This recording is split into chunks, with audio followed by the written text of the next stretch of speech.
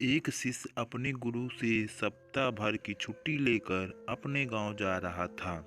तब गांव पैदल ही जाना पड़ता था। जाते समय रास्ते में उसे एक कुआं दिखाई दिया।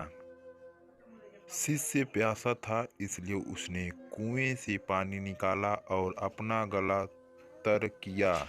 शिष्य को अद्भुत तृप्ति मिली, क्योंकि कुएं का जल बेहद मीठा और ठंडा था। शिष्य ने सोचा, क्यों ना यहाँ का जल गुरु जी के लिए भी ले चलूं।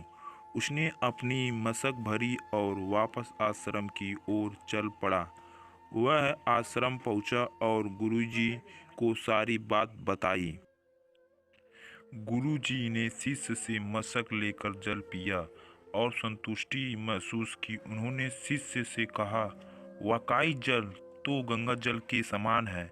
शिष्य को खुशी हुई और गुरुजी से इस तरह की प्रशंसा सुनकर शिष्य आज्ञा लेकर अपने गांव चला गया।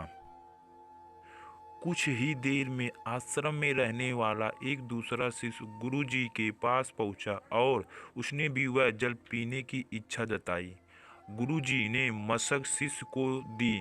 शिष्य ने जैसे ही घूंट भरा, उसने पानी बाहर कुल्ला कर दिया।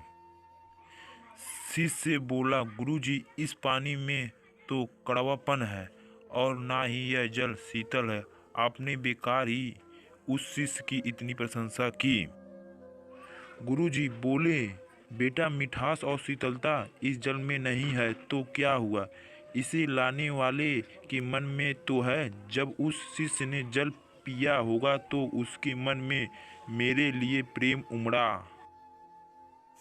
यही बात महत्वपूर्ण है। मुझे भी इस मशक का जल तुम्हारी तरह ठीक नहीं लगा, पर मैं यह कहकर उसका मन दुखी करना नहीं चाहता था।